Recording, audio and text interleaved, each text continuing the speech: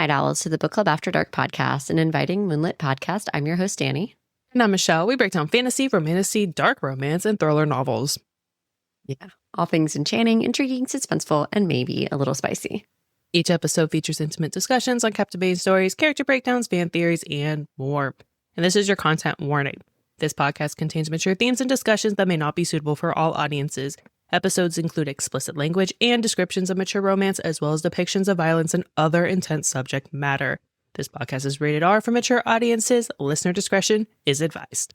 Yep.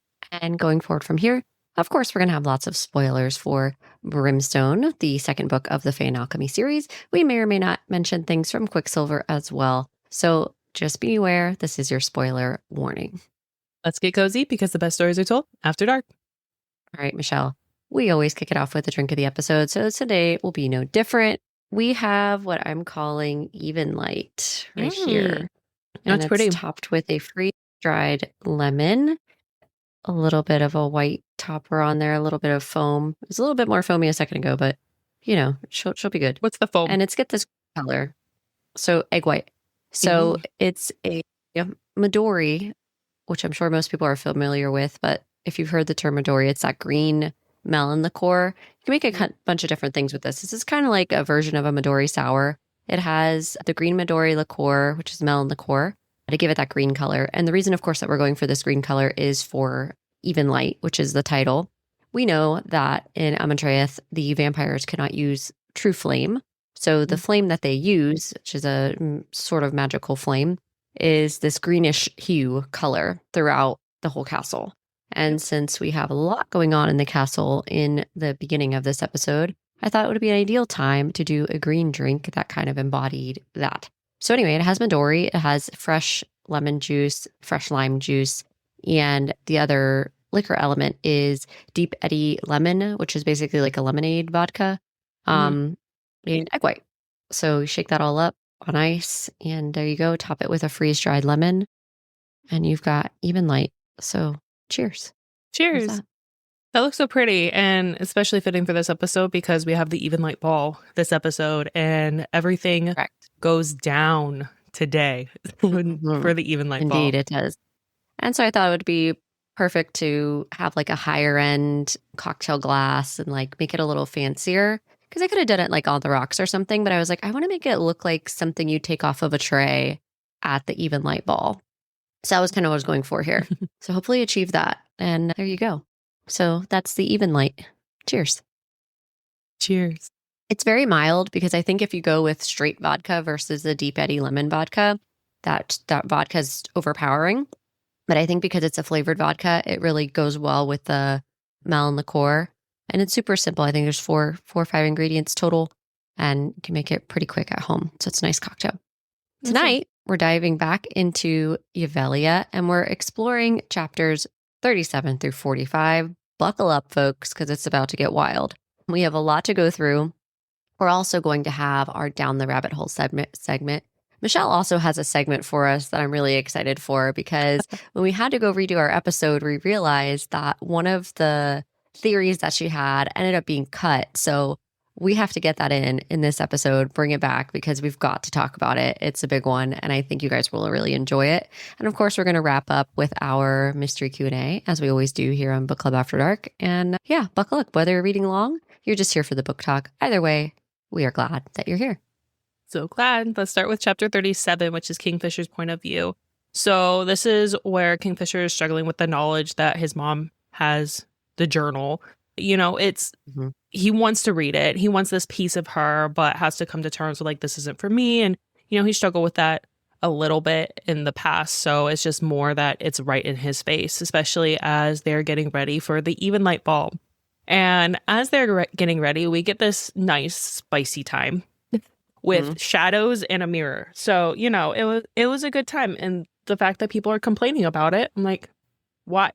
We added another element here. We understand that his shadows were a gift from his dad, which is, we're learning more about the magic here. And we're getting this subtly in between, you know, light touches and not so light touches and all those things.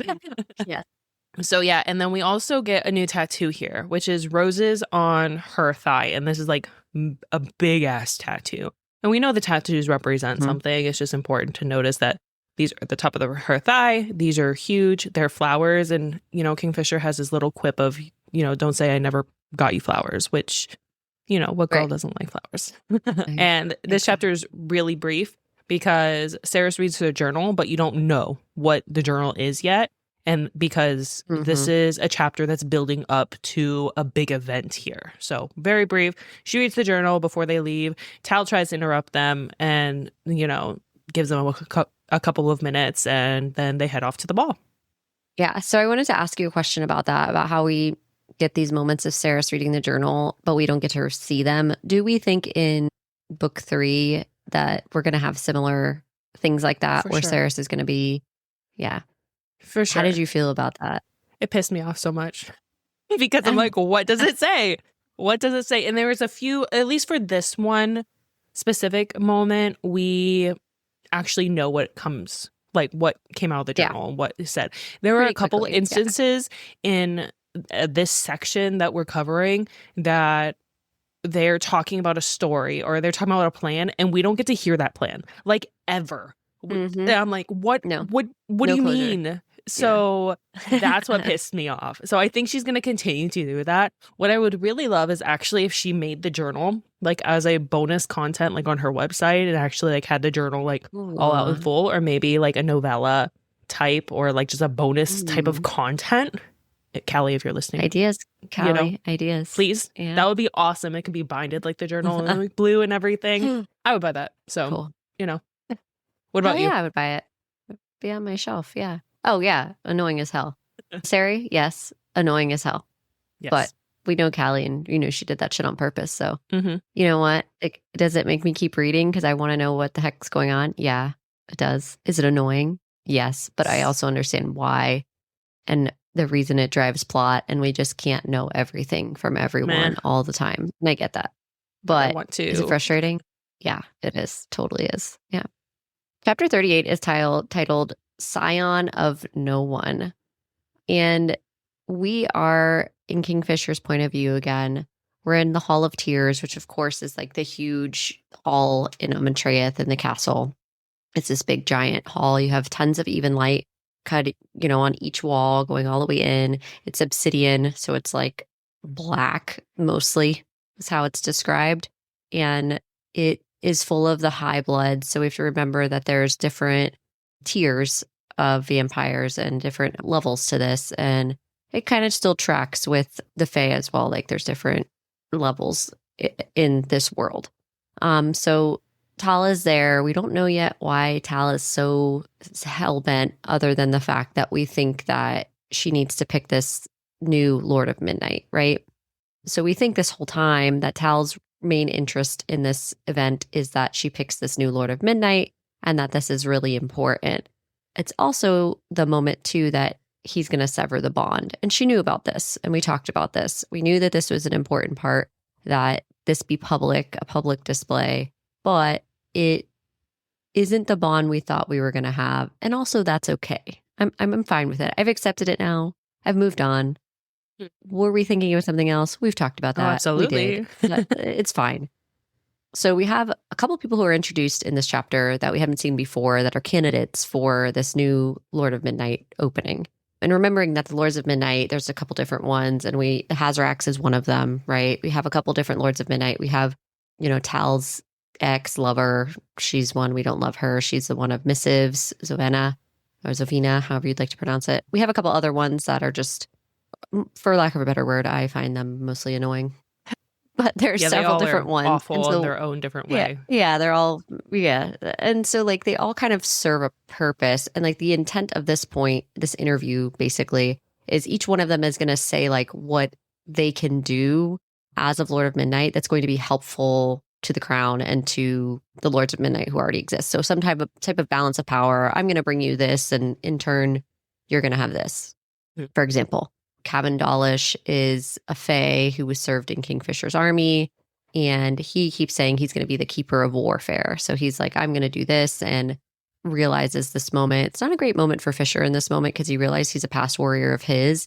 And it's not a very good feel-good moment to see him come forward as a Lord of Midnight and say, I'm going to be Keeper of Warfare, because this gives an unease for Fisher to really come face to face with some of the shit that went down while he wasn't there. And this is a key moment. Kevin Dawlish was lost at a time when Kingfisher wasn't present.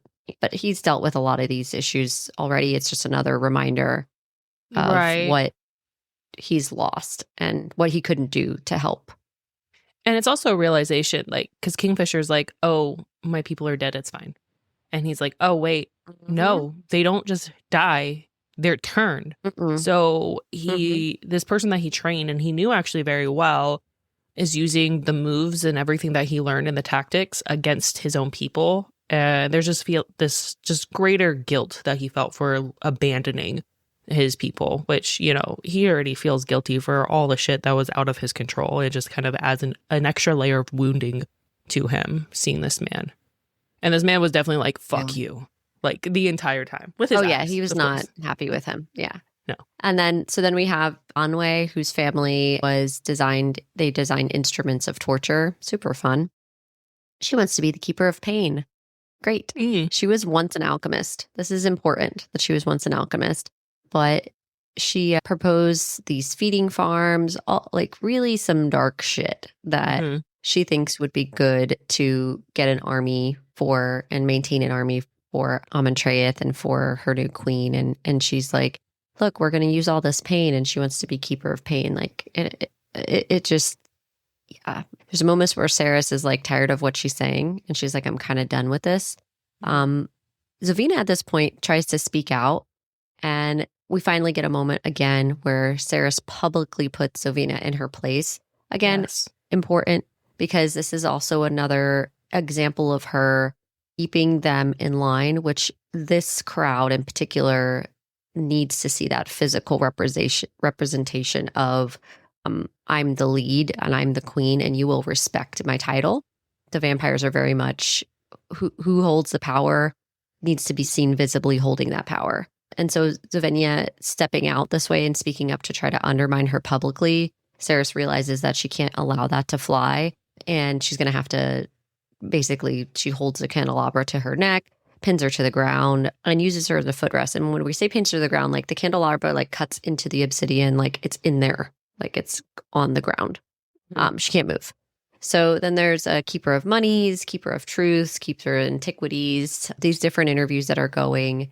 And Saris, of course, ends up picking Lord of Midnight Foley, which, of course, is Kingfisher's previous. He's been in the library this whole time. We know Foley. We've gotten to know Foley. He was in the Lupercalia, and he is the one to be trusted in this case. And we find out more about why she picks him. But it makes total sense that she does, because who else has she really been able to get to know at this point that could be possibly trusted that she could pick from? It's not like she had a great list of people, but even still, who did she really have that she could choose from? Which leads us to chapter 39. So chapter 39, we actually get the journal entry, which is consider a sixth. Only the golden tooth wolf can be trusted. So again, this is Foley. Golden tooth because his actual vampire teeth were removed because he wouldn't bow to Malcolm. And she refers to him as a wolf still, meaning he's still at his heart and core, still a part of the Lupercalia, not being a part of like the vampire court at all. And there are a lot of key moments in here that are really important. Yeah. Yes. In chapter 39 to pay attention to. So everyone's been drinking at this point. And in chapter 38, we see Tal, and he has like this extensive tattoo. And Kingfisher's like, that's strange. Vampires don't get tattoos. But we're going to keep that in the back of our head, which we find out soon what that is. But it's also important that Saris is still commanding the court here, and that shouldn't be happening because of the tattoo and everything that's about to go down. So this is the journal entry is what essentially drives Saris to be like, okay, I have a plan, because, you know, Adina says this is the plan. So we have the plan. The High Bloods basically threw things at Foley because he wouldn't bow to Malcolm. So why would Why would he bow Accept to him. this court? Yeah. And Alget, which is the witch, who the witch has been living in the library that Foley has been living in, you know, the same area. Yeah. She especially refused to acknowledge Foley in the court. And Saris is like, what about the Hazrax? Hazrax doesn't bow to anyone, and he's just here chilling and all that. But Algot is like, And you guys are all cool with him? yeah, Or them, whatever.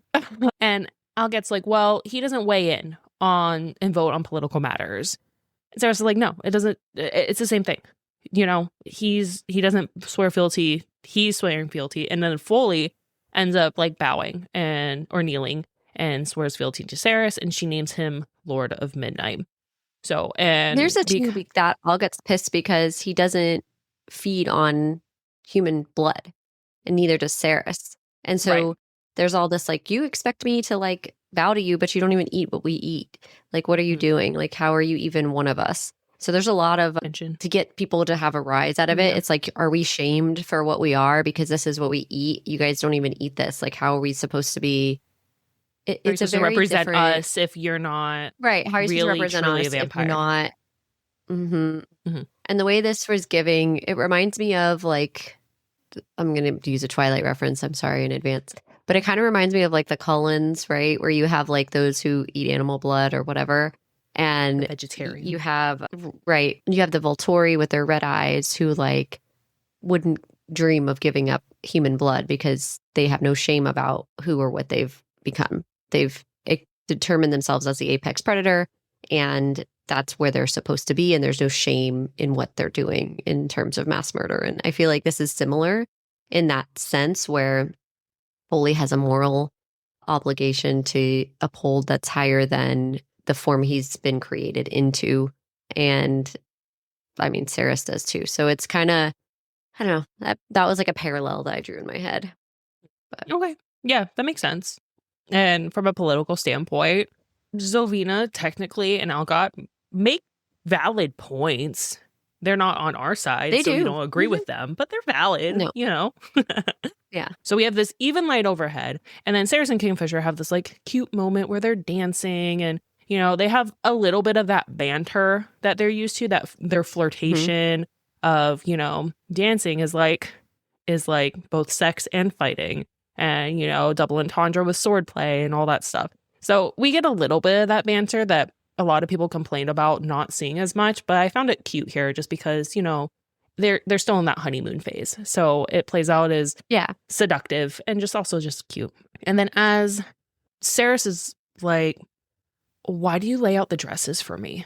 Like, this is where she like confronts him about it, because he's been laying out these dresses, and these are the dresses, remember, that his mom had picked out. These are his mom's dresses that he's been laying those out for her. And she's like, it makes me feel like you're trying to make me play house. And Fisher's like, no, you've been so entangled in being like one person or one identity, but you can wear your leathers and be a badass and also be delicate as well. You can live, two things can be true. You can live both lives. And he's like doing this like cute metaphor about this flower who's like poisonous and both beautiful, and then all of a sudden everyone starts like dropping dead, blood streaming from all these people's eyes, vomiting everywhere, writhing on the floor. And then Tal just walks out in his gray suit, buttoned down, and he's like, yes, this is for all of you, for these centuries of absolute pain that you've caused.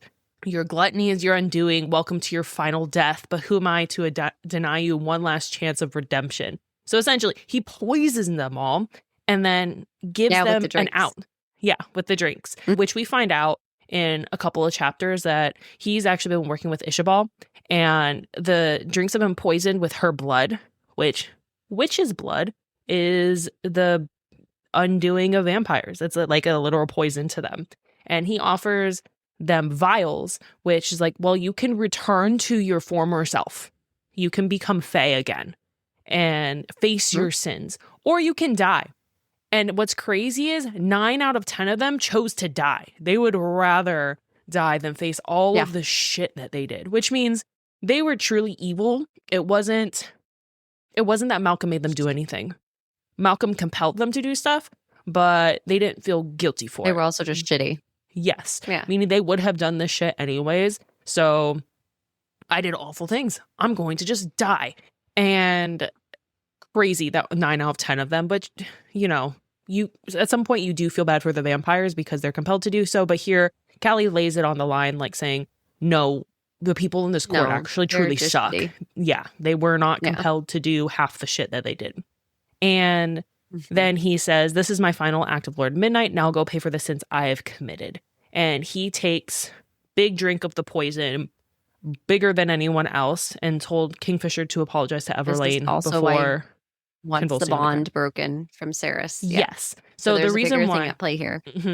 So the reason why the bond was broken, which I found it interesting that happened from Kingfisher's point of view, because he knew the impact it would be if the bond was broken, like what it would actually do and how embarrassing it would be for Cerys. But because the entire spell that he created, or Ishabal created with him, was to sever Malcolm's line. So he had to separate Cerys so she wouldn't be impacted. And because Foley has already been separated from him, that he would not be impacted at all. So complete chaos. I was like, what the fuck? This came out of left field. Complete left field for me. Yeah, same. I was like, I had to go back and then go forward again and be like, did that just, okay then. That happened. Okay. Yes, that happened.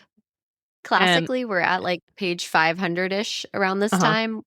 The book ends at 661. So it's very true of Callie in the last like 150 pages or so to just have like absolute insanity going on. And this is kind of like the first part of that. And then you're just like, oh shit, like what's about to go down now? And at the time too, I'm like, is Cerys going to take anything? Because she's a vampire, but she's also fae. Can she really like, what can she do? And we find that out later. But I was thinking about this at that time as well. She wasn't poisoned because she didn't drink any of it. But yeah, I had that thought. Yeah. We get to chapter 40, which is titled Judgment. And of course, it's related to all these vampires writhing in pain and all the things that are going on. This is, Tal had done this spell with Ishabal, as we find out. He forces the antidote into Zovina's mouth, who hadn't decided what she wanted to do at this point. We know that, remember that Tal was in love with Zovina and left Everlane basically at the altar to go run away with her. Didn't really pan out for him. No. That's pretty sad, actually. His whole story is not great. He wanted to die. Tal's intent here was to die. He didn't want to live through this whole experience. Foley is pissed at Tal at this point because Tal was trying to get him, you know, to do all these things and be whatever. And Tal is like, Tal was telling Foley that being a vampire doesn't change who you are at your core. But like Tal obviously like doesn't agree with that because clearly he's like hates himself. So there's this whole thing here. And Kingfisher's pissed about Alga because we kind of forget about her. And we realize that she's taken this vial because she was a witch before. We know that. We find that in previous chapters. And there's a comment that Fisher says, if you thought she was bad as a vampire, you definitely do not want to run into her as a witch. So who knows what we're going to see of Alga. But we know she's going to be up in book 3. Oh, for sure. We're going to see some shit go down with her. She's going to be problematic. We're going to see her quite a bit. So we just got to file Alga away. I don't know what kind of shit she's going to be doing in book 3, but we know we're going to see her again. So definitely file that for book 3 for sure. We're going to see her. Of the residents who decide to continue to live, they are all now fae. So they decided to live, they're fae. They go retreat to Kalish. Everyone in the main group retreats to Kalish, Kingfisher, Cerys, etc. Hayden is the one who she runs into first. And she tries to like get rid of him because she's like, I really just can't with you right now, obviously, because he's such a pain in the fucking ass, as we've talked about before. And she tells him everything because he's just like, you don't tell me anything. Like, how am I supposed to trust you? Whatever. So she does. It kind of sets in for him, but Hayden's just an idiot. I Yep. can't with him sometimes. It just Spoiled bothers brat, me. honestly. Yeah. Talena's there. She's trying to get everyone situated. Archer's showing people to their rooms. Carrion comes in and he's carrying a pot of dirt and a dagger. Of course he is. And he's like, did I miss anything? He's like, I was tending to my plants. And so this is important that he's tending to his plants, but we don't like still again like pieces together that this is actually part of his own magic. We're just like, oh, he's plant daddy. Like, okay.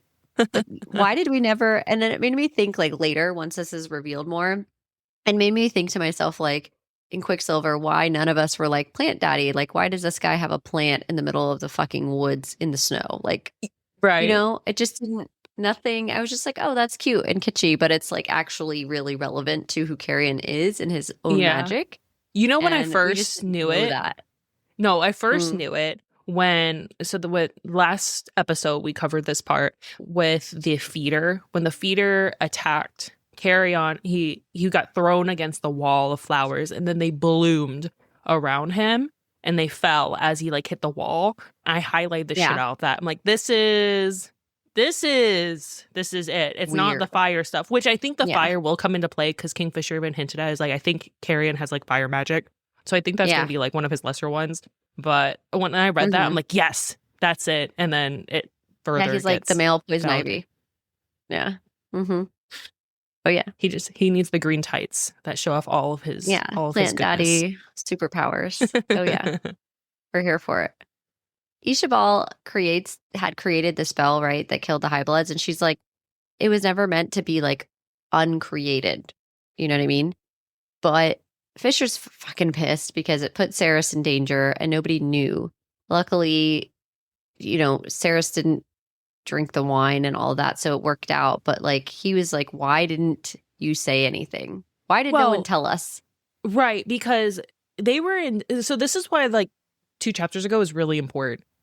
They were in danger at the beginning of the ball. So when Saris commands everyone to stop throwing things at Foley and Zovina to shut the fuck up, she technically didn't compel them to because they had already been drinking the wine and doing all of that. Yeah. So they were already, you know, the court magic was severed. So this is like just Saris being a complete badass and owning it and people just obeying her because of who she is, which I was like, the first read, I was like, okay, yeah, she would have been, you know, hurt, whatever. But when I read that again, I'm like, oh, that's why Kingfisher was so pissed off because technically they didn't have to obey her.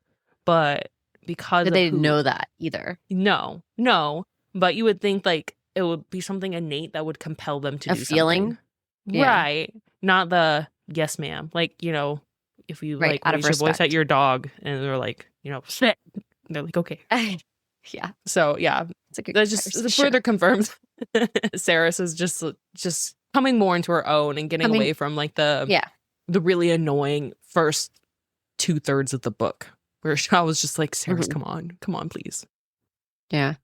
So we find out here in Kalish that what happened, which we didn't know at the time. We find this out now, which you already described a little bit earlier, that it was the tattoo on Tal was a witch's mark that Ishabal created with her magic, and it's like literally described as like a whole bunch of cords or like I guess pieces of yarn all like braided together. There's tons of them, you know, thousands. They're all like braided together and like in a knot. And it was never designed to like get undone quickly. And the way I kind of thought of like that one piece of jewelry in your jewelry box that like got in a knot a long time ago and you like never wore it again because it's knotted and it's it's a big pain in the ass to like get it out of the knot, and you tried and you're like, I'm just done with this thing. That's what this reminded me of. So I don't know if you have one of those, but oh yeah, for sure. Anyway, yeah. So you like forgot about that necklace and never wore it again and whatever. But this situation with the magic, this witch's mark, is basically that. And so they're trying frantically to get this undone because Tal is going to die. And if he doesn't die, he's also going to like be an explosion of fire. Like he's going to destroy a bunch of shit because the magic was never meant to be unsevered. It was meant to like cause chaos. And Tal was intending to take his own life by doing this because he hated himself so much, which is really sad. So there's a lot here, definitely from a mental health standpoint for Tal. And he's just tired. He's just done. He's been through, you know, over 1,000 years of this shit, and he's had enough. And he finally felt like he could be free of this while also helping Saris, and also Kingfisher sort of, but also be done once and then we don't understand at first like what Ishabal gets from this, because like why is she agreeing to help Tal? What is she getting out of this? And we know that eventually that she gets this benefit from her own clan of eradicating vampires, because that's what they've always like wanted to do, is eradicate vampires. They're mortal enemies. They hate each other. So this is definitely like a kudos thing for her. And they eventually start to pull out of it. And it's ultimately Saris who is the one who's able to press her hand against Tal's chest and removes this, which is a huge fucking deal, because Ishabal, who's hundreds of years old, and Tal, super old, like for her to come in and what we know of 10% of her magic or so and go and do this is a big fucking deal. So she's able to remove this magic from Tal and this spell, and that ends chapter 40. So chapter 41, Saris and Kingfisher are in their dream state and they're back in Ballard, which if you remember in Quicksilver, that was the woodland town that they were in. Mm-hmm. That was Adina's home. So that was a very fun part of Quicksilver. And Fisher's like pacing and spiraling about all the things that are going on. Amatreus, Kalish, Renfis, all the things. And Saris has another rune. And this is where I have a big theory on what the next book is going to be named, because in chapter 22, the three elements of an alchemist are mentioned, which is Quicksilver, Brimstone, and Salt. So obviously, since this is a trilogy, we already have Quicksilver and Brimstone. So I believe book 3 is going to be named Salt. And this is why I also think, because this rune doesn't get a name, because Saris doesn't know what it is. And she never really finds out what it is throughout the rest of the book, because from here on out, it's just pure chaos. She doesn't really get to dive in more into her studies. A lot of time. Yeah. Yeah. But so Salt is, in mythology, it's used as purification. If you've watched any sort of things that deal with like demons or ghosts or whatever, supernatural, they use salt to like, they use salt as like a circle. Yep. And since Saris was literally able to purify Tal with her hand, removing the spell, that leads me to believe like Salt is that next rune that she had, which is the purification element of that. So this is what I'm thinking. So it's just, I feel like it's been laid out pretty clear for that.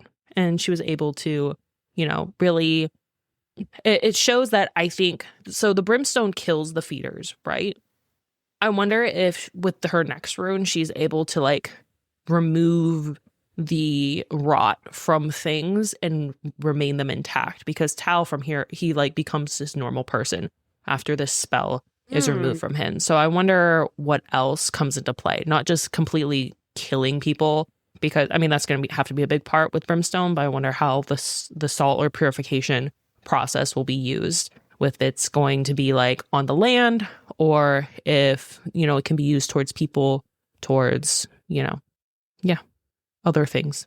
Do we think that Saris can heal Everlane now? I know we talked about the basilisk might be a key last episode, but I'm wondering now with the salt theory if we think that Saris could be the key to also healing Everlane. Probably. I mean, honestly, if they find out like what is putting her in this trance, not just like having a wall up, I feel like she could. And I wonder if she can go into this dream state with other people. Obviously, Kingfisher is like the person that she has a bond with. But I wonder if she would be able to go into a dream state with someone else too, or if this is just strictly unique to them because they have the God bond. Are we doing like the Stranger Things 11 type thing? Is that what we're saying here? Just immerse herself in water. And then she'll enter the dream state. Yeah. She'll just fall into She'll be fine. Yeah. And then she'll get Everlane and she'll wake the fuck up for once. So I'm betting on the basilisk. I think the basilisk might have something to do with something. Maybe not Everlane, but something. Yeah. We're going to see this basilisk. Callie was too tactical where we plot Oh, just yeah. plop that information there. It's like, no, that means something. I hope you're right. Basilisk living in the cottage, we're just gonna like forget about. Like, Yeah. sorry, yeah. It has the answers. We need him. Yeah. Mm-hmm. And so as Fisher's spiraling, Saris is like taking in all this information. Saris asks Fisher to hold her. And it's a sweet moment again, because they're having a lot of these really tender moments. And Fisher's like, when was the last time you've asked someone to hold you? She's like, never. I've never asked this. So again, this is more of literally never. them becoming, the two of them becoming one, and like the comfortability and really the foundations that they've built. She was processing the cure to the blood curse ultimately, and she's concerned that if she took if the spell worked on her, if it would return her to Fae, or if it would return her to being a human, if she would die. And Fisher's just like, then you die, then you become human, then you die, then I die. And it's more of a establishment of their end game. No matter what happens to Saris, it's just them from here on out. Again, if you hadn't gotten that before, which obviously there are so many clues, but again, it's just further solidification of that. Reiterating what we already knew. Yep. Mm-hmm. So once they leave this dream state, Carrion runs into Saris and is asking for help. And Saris is like, what the fuck did you do? And he's like, help me first. Like, come on, please help me. And, she decides to go with him, and they have like this, they have their relationship like they had back in Zilvar and the little banter that they had. And Carrion had stayed in the room they first arrived in, back in Quicksilver when they were first plopped there and, Kingfisher was brooding and whatnot. He still stayed there.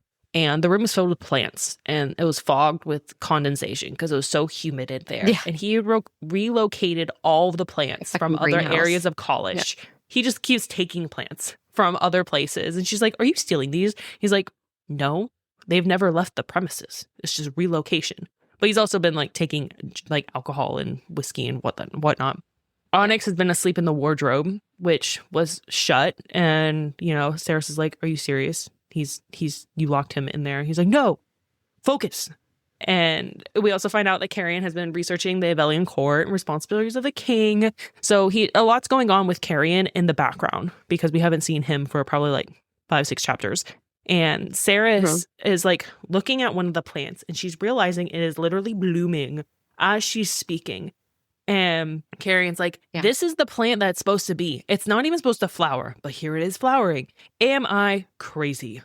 And she's like, no, you're not crazy. This is actually happening. And, this is where like... And also he's like, I just cut this and it was a twig yesterday. So what the fuck? All of these plants where he's like, these were all seeds or like little trimmings. And now they're all like fully blooming and taking over. And so he's freaking out, which, I wonder if how these plants, obviously this is power, right? But how are these plants going to come into play in the next book?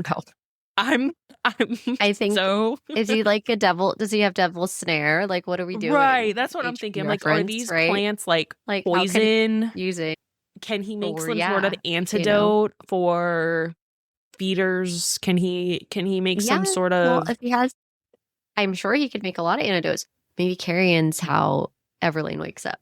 At this point, we've got like multiple theories about how Everlane has to wake up, and it could be Everlane, X, Y, or Z. We figure out that Carrion can create a plant or nurture a plant that creates a tea that Everlane has to force drink, and she wakes up. We could just keep going. I mean, now we've got 3 theories on how Everlane wakes up. One of them has to be, we got the basilisk, we've got Saris, we've got Carrion with the plant daddy medicinal plants that can wake Everlane up. Somebody's doing it. We've got our theories, we have our ideas. What I thought was really funny about this chapter, other than the fact that we get our true Carrion self here, is he makes a point to talk about Saris whenever she made this alchemy shield, and you see all these runes over it, because she did this in front of them to like protect them. And he talks about it, and he's like, man, I really hope I get that. Because he's like trying to figure out, like, he's like, obviously this is some kind of magic I have, and I don't know. Yeah, and he's like, I really want to be invisible. Can I opt for invisibility? Is that like a thing? And she's like, Carrion, I really don't know. Like, I can't, she's also he's just like firing off all these like random stuff. Yeah. Like, why are you asking me? Like, I clearly have no idea. I'm in the same boat you are. Of course, you would want invisibility. Cool. if I could do this. Yeah, he's just like shouting shit off. And so then, of course, I highlighted invisibility because I'm like, maybe someone is going to have invisibility. I feel like that wasn't just mentioned for no good reason. Well, and he also mentions... There's definitely, like little things. But he also mentions that there are 7. There were 7 things that were on the shield. So she's like, I don't know. There'll probably be powers that I'll come into later on, which we know the 3 main ones are the Quicksilver, Brimstone, and Salt, but there are like other ones around it. So it's like, oh, cool. We're going to get all these powers coming up. Yeah. Somehow in one book. We're going to figure all that out, which, you know, I have a feeling this book, next book, is going to be fucking huge because like there's 800 pages. So much. And, you know, 670 pages, that's a huge book. This is going to be like Alchemized level, 1,000-page beefy one because when do you think we're going to so get much it? Shit. I think it's got to be 2027. There's no way we're getting it this year. No, they're saying we're getting it this year. I'm just like, she couldn't have written it. Like, I don't think that's.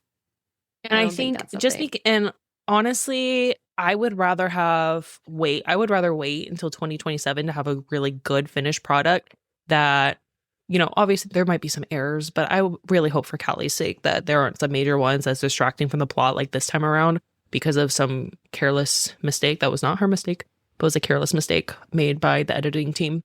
And her Google, I hope things aren't cut. Her Google release date is November 10th, 2026. We're getting Fae and Alchemy book 3. It's going to be 624 pages. How? This is what it says. I have no idea so much how true stuff. any of that is. I mean, I would love to have a book at the end of this year, you know, just to have something to have like the completeness of the series. But I wouldn't mind waiting for a bigger book because I know a lot of these authors, they get told how many pages they can print because of like money reasons, and then you get things get cut. It's like I'd rather have the whole thing that I'm supposed to have, not cut chapters. So that's just me. But then at the end of this chapter, back to the chapter, the Horde, which is Kingfisher's Horde, had abandoned their camp and marched on Kalish with Lorth leading them. So all of a sudden, like, thunder is erupting, and it's just like thousands of men coming into Kalish because shit just went down at their camp. So take us away with chapter 42. Chapter 42 is titled The Black Dawn or Black Dawn, and it is from Saris's point of view. So we're looking at the northern slope of Omnimarin, which remember is Omnimarin is this gigantic, if you're looking at the map, it's even listed on there, but it's this gigantic mountain. And it has black veins all through it, which is not good because if we remember the rot, this is not a good thing that we can see this rot like physically moving through this massive mountain. It's not a good thing. And she starts to read from the journal. And she realizes she missed an entry. And the way I'm like, Saris, what the fuck? What do you mean you missed an entry? No, we don't. We can't be doing that. That's not a thing. To read. It's not what we're doing. Yeah. So there's this moment there that they have. And it says, do not undo Dareth's work. You are as you are for a reason. Do not drink from the vial. Do not let your new lord drink. The time will come, but not yet. So she was warning her. And good thing what was going to happen. I didn't do it. Yeah. It's like she could have fucked it all up and not known it. Adina. Like imagine that. Yes, exactly. Adina was like trying to warn her, like, hey, by the way, like don't fuck this up. And she did. So cool. The next entry she reads is about the White Cliffs, and they got to evacuate Kalish to go to these White Cliffs. So Danni and Fisher argue, because of course they do. And Lorth mentions another way to get some type of brimstone, and they're all like, no, we're not going to go. We're not going to go do this. And so everybody's yelling at each other. No, we never hear the other way. We don't. We don't hear the other way. But they're all like arguing with each other as to like what they're supposed to do now, because we have a couple problems, right? We know that the rot is killed off by brimstone. We know we don't have any brimstone. We also know that we've got witches running amok. We've got all these vampires that are now turned fae. There's a bunch of shit happening here. Right. We've got problems. And we've got all these things that we don't have time to figure out. We've got Ren off trying to control the rot. So we think all types of issues we've got going on. When I was reading this the first time, I was like, as soon as you mentioned it, I'm like, oh, they're talking about the dragons. As soon as this started happening, because we've talked about dragons so much before reading this, I'm like, okay, this is where they're talking about dragons. But when I read this back a second time, I'm like, they're talking about Kingfisher's dad here. Because Fisher's like, no, there's no way we're doing that. So that makes me think, I'm like, all of them have to know who Kingfisher's dad is. And they've just been like chilling on that information. Obviously, we had no idea. Sure. We thought he was we thought he was in Zilvarin, for fuck's sake. But there's a lot of things here that I'm like, they're leading to Kingfisher's dad's power, just because he talks so much of the shadows being his power, and then they're like, so obvious just when you start argument, really putting it together, right? And the argument that they're having, because Danni's like, I will, we're just gonna kill off all the fire sprites, and Fisher's like, touch a fucking fire sprite and I'll kill you myself.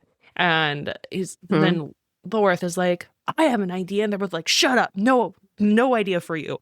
And I was just like, yeah, damn, they're talking about his father here. No idea, but it was right there in front of us. No, well, you wouldn't at that point.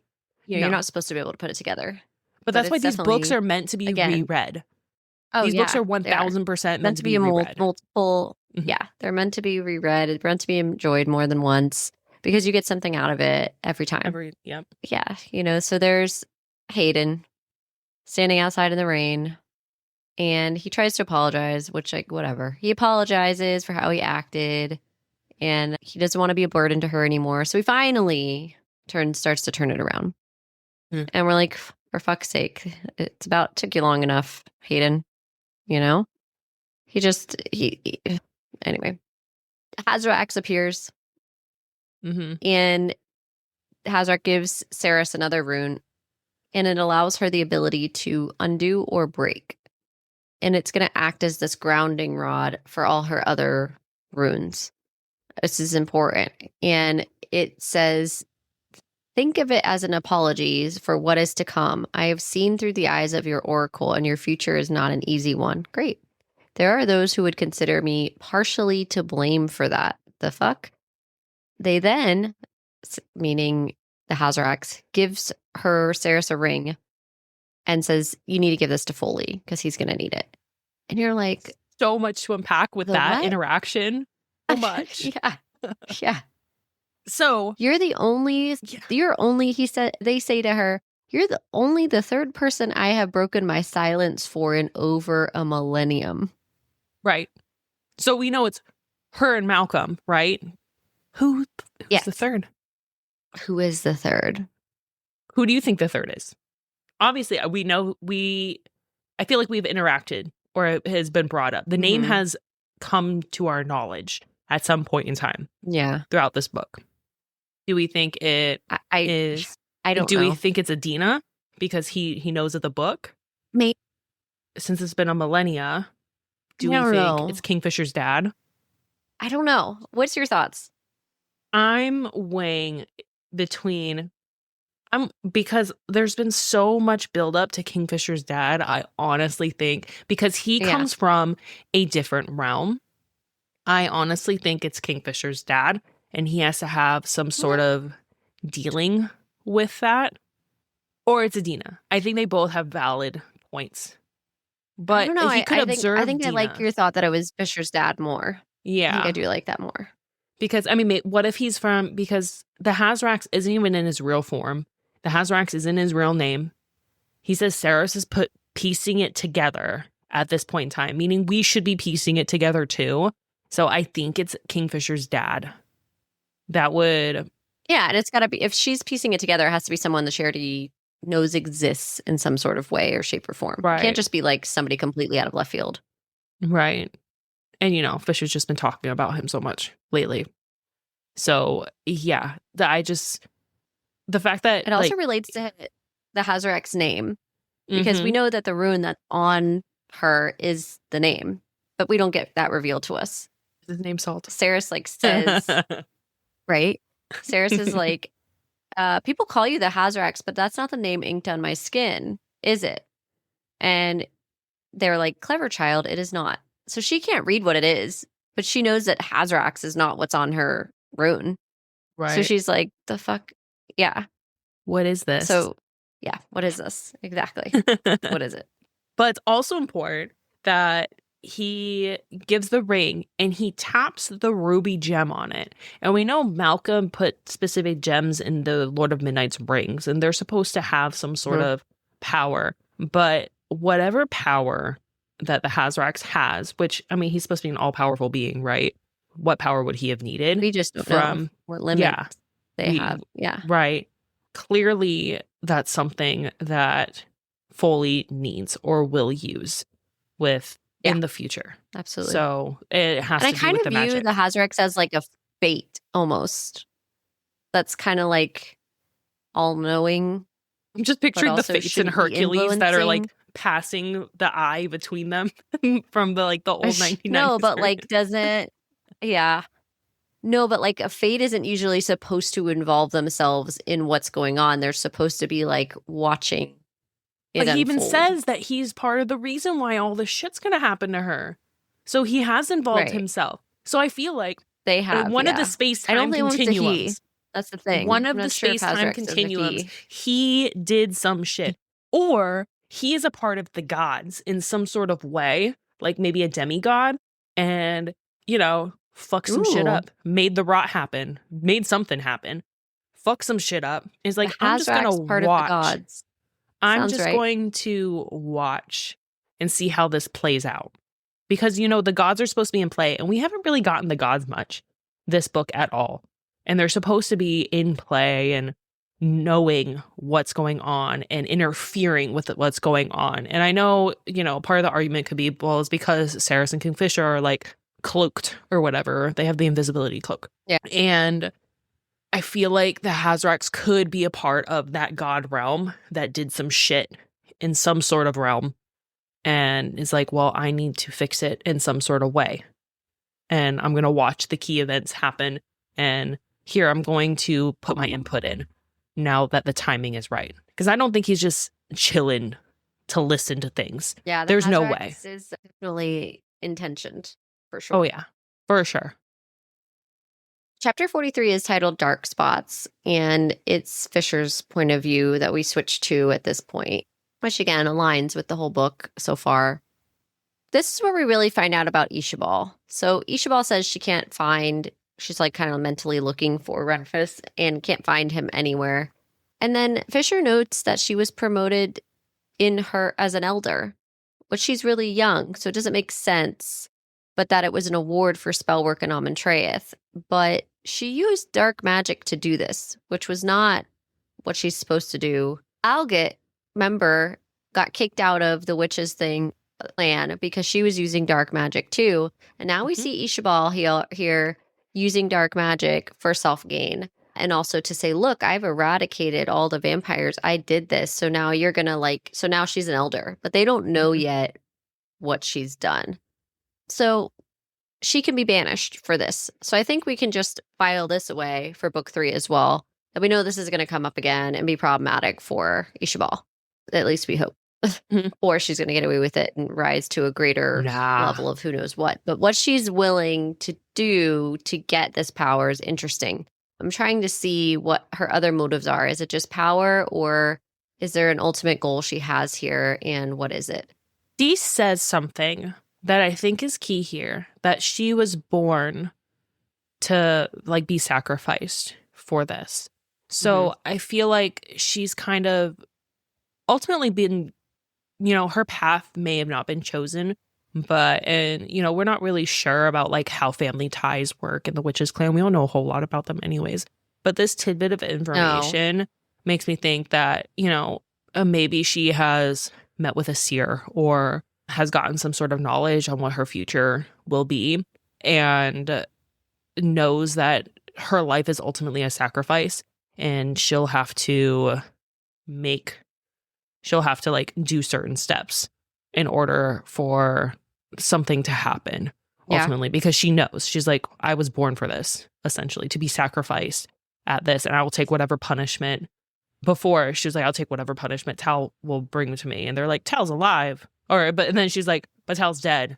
And they're like, no, he's alive. And she's like, oh, shit, I need to figure this out. So I think she knows that she's supposed to die on this hill in some way, shape, or form. And I think there's definitely more that we don't know, of course, that's driving motive here and story that we just haven't gotten yet. Sure. So the rot arrives, so everyone's freaking out, but there's a shadow gate that gets to a camp outside a satyr village. And Saris wants Ishabal returned to the witches because she's like, we don't need you. And I need you to go back to Amentraeth and see if this horde is still in place. Carrion and Foley are like, we got to bring the books, so they're working on that. And the only ones who won't leave Kalish are the fire sprites, which again tracks. They're like, we're historically safe for them. Right. Yeah. And technically they are, right? So we're not super worried. Tal wants to be sent back to his homeland, Balin's End. And they all end up stepping through the shadow gate. Fisher is last, and he hears a voice that says, hello, dog. And we know from historically who has called him dog in the past. Yes. I was like, well, there he fucking is. I was waiting for him. For Belicon, right? We haven't seen Belicon. We knew the Triumvirate had disbanded, but we didn't know the exact situation where this would all end up. And we find out that Balin's End is like what they call 100 leagues, so not very far from Kalish. And it's just another chapter that we know some shit's about to go down, and it leads us to chapter 44, Saris's point of view. So Saris goes through the gate and there's chaos because there are feeders, and these are normal feeders. These aren't the black rotted feeders at all. Right. And one specifically is clad in golden armor. So we know that these are from Zovarid. And the way I looked at the map, because I'm like, where the fuck did these come from? So they're in Lycia, which is like all the way east, and it's like an island. And it's like completely separated. Because initially I'm like, well, Saris had thought, well, what if the feeders I had are no longer under my power? Which we know that's probably going to be a thing that they're going to have to check that, at some point in time, because there are probably some feeders out over there. But these are normal feeders in some random island. How the fuck did they get there? And light is pouring from Saris's hand, and, she kills one of the feeders. She notices one of the feeders is fresh, hasn't even fed yet. So these are just like brand new teleported here. And Fisher was gone. Hayden's unconscious. She's like trying to take mental note on who she can see. She's like, oh, Lorith's over there because I see light blasting to the sky and all this stuff. And in the midst of like this battle, she like quickly like opens the journal. She's like, can I find something? And then she realizes a page is missing. It's like, girl, there are feeders everywhere. Like, I'm just going to like what take me over here and like read a little bit and then go back to it. I was just like, there's so much going on right now, girl. What? Hayden passed out over to the side somewhere, and they realize that they're in this. So after like all the feeders are like dead, they're in this town, and it's called Inishtar, which is built into the cliffs of Lycia, and it's surrounded by the shield islands there. And this town is like in complete ruins, completely trashed. And they move to this town of a home of a satyr who's friends with Telena. And we're just kind of getting some information. And this is where Ishabal has been. And she's trying to find Kingfisher. And the way Lorith is just like, are you trying to find him? Why are you stalling? She's like, I literally want to go home. I can't go home by myself. So I want to find him. They can't find him. We know some shit just happened with him. She still can't find Remphis. Yeah. And, this is where Carrion's like having like his aha moments. And they're like, whoa, you're smart. Like they're like in awe. And Carrion's like, I have a brain too. I just choose to be stupid. But he's like, Madra has found another way to travel between realms because she has used Zovarin as a way to generate magic from a whole city for centuries, millennia.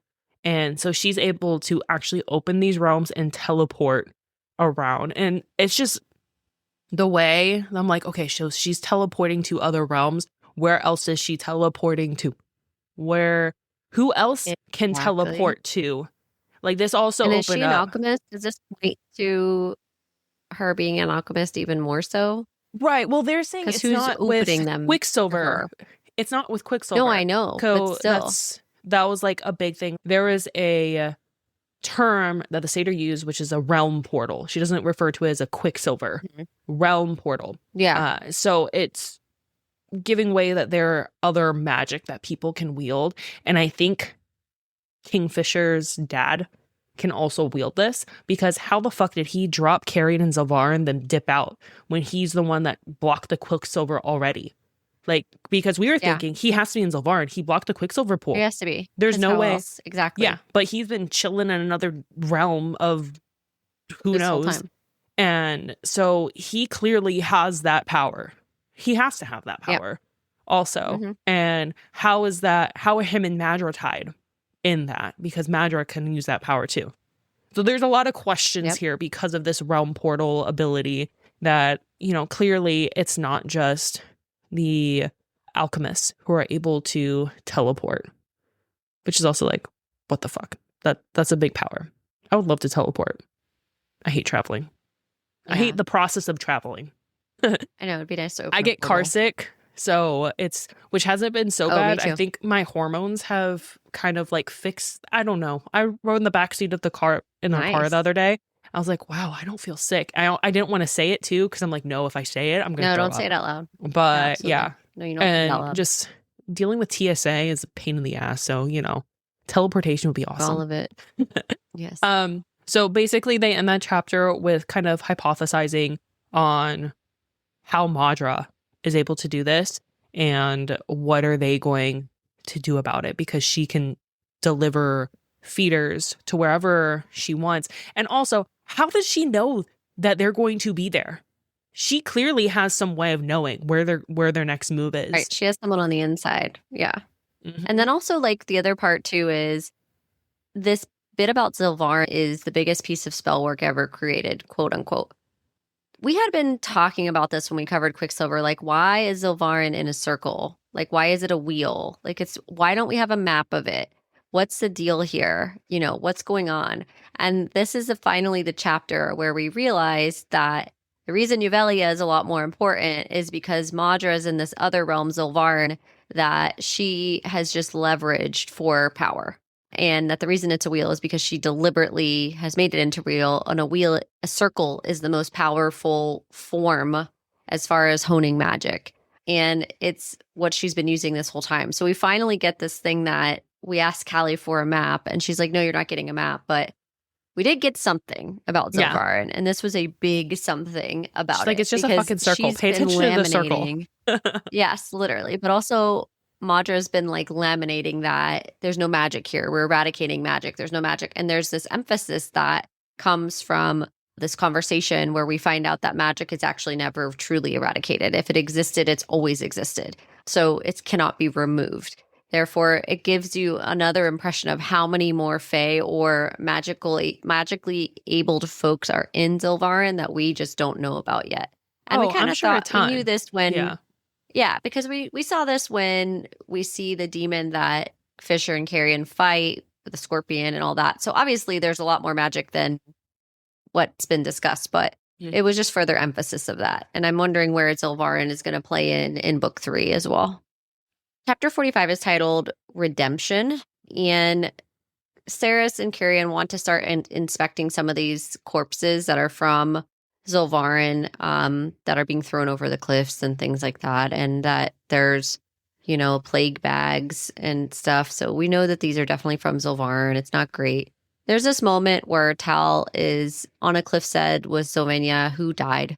She was killed by one of the feeders, and he finds her drained completely, and he still loved her. So he has to toss her into the sea, and he wants to jump himself, but he feels the sun. And he hasn't felt the sun in so long that he's like, yeah, no. I would have jumped. It feels warm. Yeah.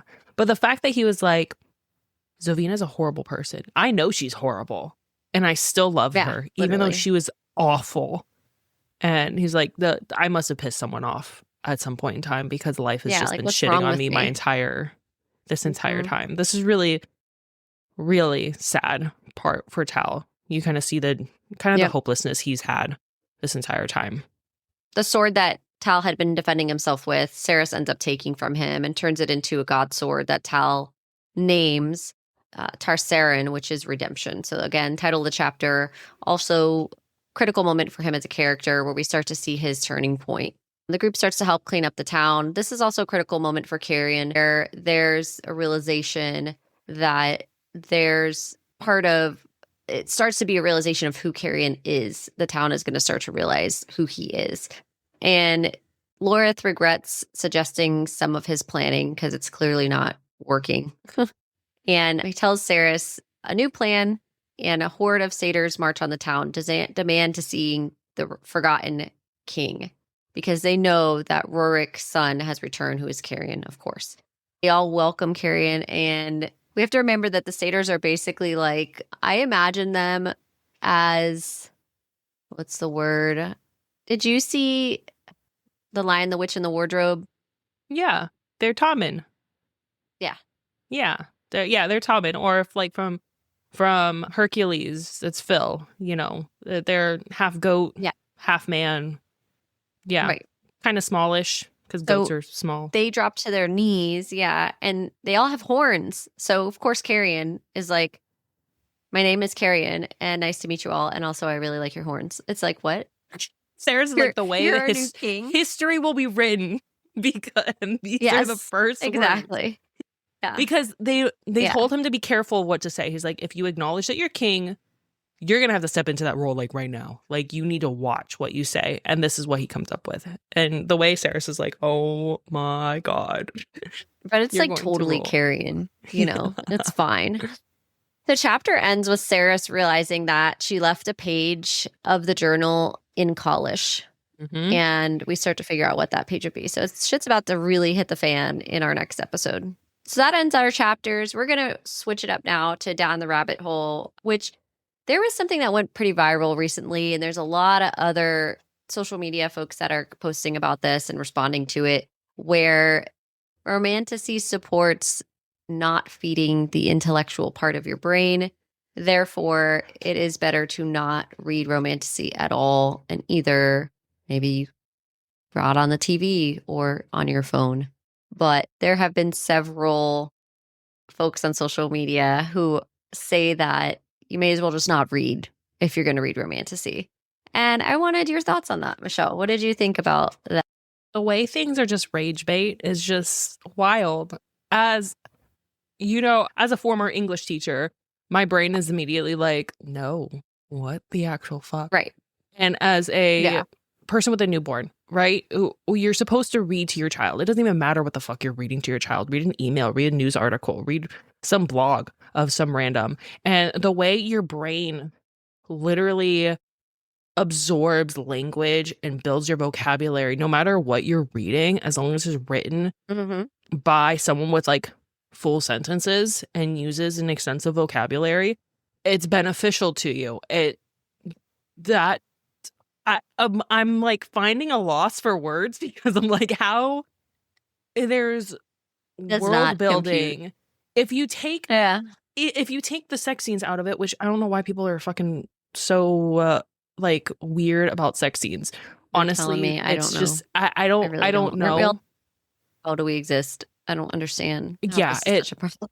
I don't get it. It's just extensive world building. You're literally using your imagination, and reading is so beneficial to your mental health. It's beneficial for your memory. It's beneficial to, when you get older and you start losing those wiring in your brain by reading earlier, you are helping yourself later on in life, no matter what the fuck you're reading. I don't care if you're reading. And it's based around the dirtiest of smut. Really good for but it's also good for your nervous system. It's been proven that like reading and sitting down to read a book, or even if you're on a bike or something like that, it's been proven that reading mentally like lowers your nervous system response, which I think we can all benefit from.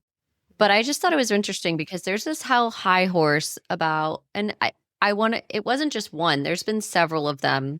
I can think of 4 or 5 offhand that I've seen folks respond to that are, oh, if I go in the bookstore, how come all I see is romantasy? We have to get this to stop. Or, oh, just so you know, as an English teacher myself, I can tell you that romantasy is rot and it's not real literature. Or I taught English for 7 everyone years. Knows that. And I've taught. I'm just giving you examples. Okay. The fact that I'm just like, I've taught, and I've had to teach Shakespeare, and I've had to teach the fucking Odyssey and all of these things. And yes, that is fantastic literature.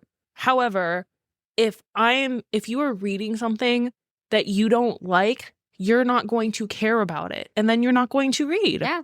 Like, why Mhm. read something that you don't care about? And the fact that you would rather not read than you would tell people not to Or read suggest to instead people, of literally. finding something that you like.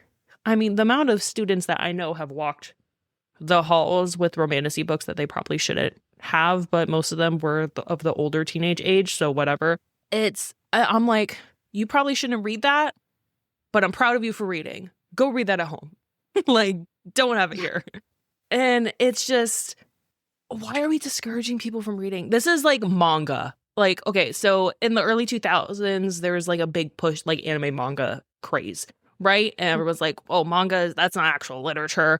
You shouldn't read that, you know? Or like comic books. That's not actual literature. This is just like a new thing that people are like, that's not actual, you know, that's, go but read it's the still classics. storytelling at the end of the day. Right. Like, it's not, and you're reading. Like, what are you doing? I just don't get it. And that was kind of I like don't why I either. wanted to talk about it, because this book and a number of other books have been like looped into this whole category of like, oh, that's just brain rot. You may as well just, you know, scroll on your phone. It does the equivalent for your brain than reading that book. And it's like, actually, no, completely false. I bet more people know what the word solar plexus is after reading it 7 times in Brimstone. I bet. That is so, you know, we learned. It's ridiculous. We definitely learned about solar plexus. Yeah, I agree. It's ridiculous. Agree. Totally agree with you.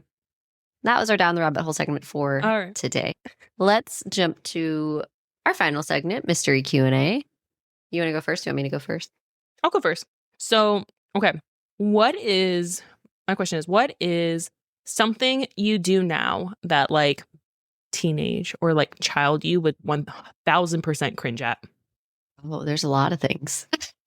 Are we making this a positive thing or like a cringy thing? Because I guess we could go a variety of ways. Whatever you want to take out of it.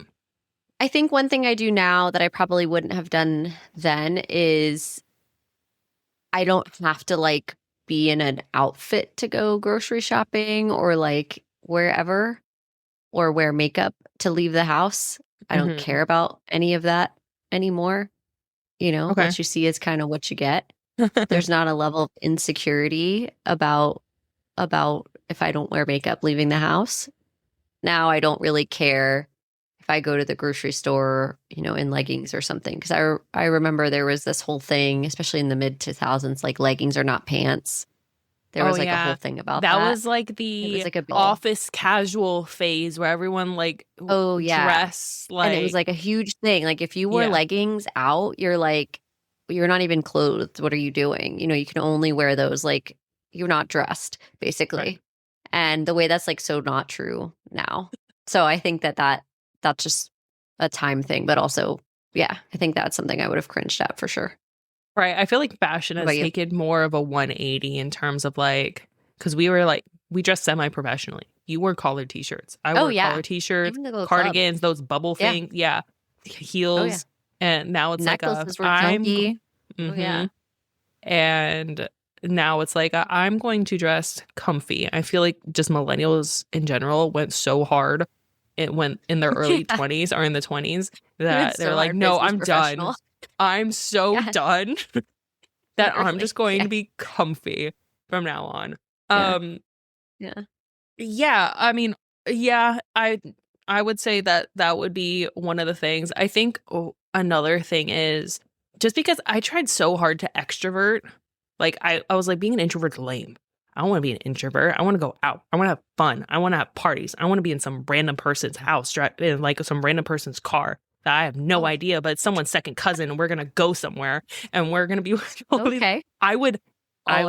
Yeah. So now that I'm just really happy with a good audiobook, doing some laundry, like I love just being able to like tune into my audiobook and just, you know, go ham on some dishes or do some towels. And I think like younger me would have been like, why why is this fun and for also you? like, why is this satisfying? Yeah. Yeah. And like, no, you don't want to do chores. hear Like, that. that's how you want to spend your Saturday. You could be doing so much other things. Yeah. And Like fun things. Why aren't you doing all the fun things? Yeah. No, That's fair. I tried to be an extrovert. It wasn't a good time. That's why we are reverting to our introverted self. And I'm okay with that. Okay. Mr. Q&A question for you is, you can pick one book we've covered to make a ride out of. Which book are you doing? And what kind of ride is it? I feel like the basic one would be Fourth Wing. I feel like that would be a basic response because I would be like, dragons, yes. We'll do all the dragons. We'll ride all the dragons. Not do them. Not that type of book. There are books like that. No. Okay, fair enough. So like roller coaster, Fourth Wing style roller coaster? I honestly, no, I don't want to commit to that. The books that we've covered are books that we read last year. Covered. Ideally. Okay. But I don't care. Whatever you want. No, I'll do covered. You answer how you see it. I'm trying to think of everything that we covered. This is a hard one because I have to think of the book and think of something entertaining enough that would make it into a roller coaster or a ride. Okay.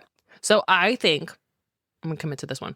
Okay. So if we did Quicksilver into a ride, I would want like a 4D immersive experience because now they have Universal, like Epic Universe. They have like their first like horror ride and it's done very well. And I think if, for like the 4D immersive horror aspect of like any of like the feeder scenes in Quicksilver, I like those ones better than like the Darn. I feel like the feeder scenes in Quicksilver were a lot more intensive than the feeder scenes in Brimstone. That's just my personal opinion. Oh, agreed. And having like the immersive going through Evelia, essentially, I feel like that would be a really cool ride because there are so many different elements. If you start with Zolvar and it's like hot as fuck and then go into Evelia and then you're literally cold and like do one of those 4D experience rides, I think that would be fun. Cool. Yeah. Yeah. Okay. What about you? That's cool. I thought of, it's not really ride, but I guess it could be qualified as one. I thought of a multi-level escape room for like Songbird in the Heart of Stone, where you're going through like the layers of the underworld essentially, and you have to like get through them kind of the way they did, and you have to like figure out how you're going to get out and get back to the main house to get out of it. And I was like, that'd be a really cool escape room. I feel like you learn who someone is based on how they act in an escape room. People like revert to like if they're like super competitive. Yeah, they like revert to like their natural selves. Like all other nuances are done. Like there's no politeness. You better solve that fucking puzzle while I'm over here, or you're out. Yeah. Just out. Don't want to deal with you anymore. Stand to or the like side if someone's like very much like competitive. I will assist you in whatever you need. I can't solve this, but I will go gather things. Which I'm not that one. Everyone figures out their role. Yeah. Immediately. Who's gonna do what? How many clues are we asking for? What's the cap? Like where do we feel comfortable finally asking for a clue? Yeah. But I just thought Songbird in the Heart of Stone is such a journey, and I couldn't think of a way. I mean, you could do like a ride, I guess, but I feel like what would be more cool about it is the journey that they go through. They need so many different things to get to where they're going each time that I was like, I think it'd be cool if it were an escape room. Yeah. Because then you could go to these different layers and like experience them as a room in the escape room. And it's like tells the story of what the characters are doing too. So I thought that'd be really interesting. That's awesome. All right. Yeah. All right. Yeah. Well, before we wrap up, let's talk about what's coming up next on Book Club After Dark. Yeah. Next week, we are basically rounding out Brimstone. We're going to be diving into chapters 46 through 52 and bonus chapters of Brimstone by Callie Hart, because we did have some bonus chapters and they are worth mentioning. So we're looking forward to further dissecting this novel with you. And don't forget, we want to hear from you. If you have thoughts on Brimstone or suggestions for future reads, drop a comment below or message us on one of our social media platforms at Book Club After Dark Pod. Show us your fan art, theories, or anything bookish you'd like to share. Yep. And you can also visit our website, bookclubafterdark.co, to stay up to date on our cozy content and check out our merch. That's all for tonight. Sleep tight, night owls. Until next time, happy reading.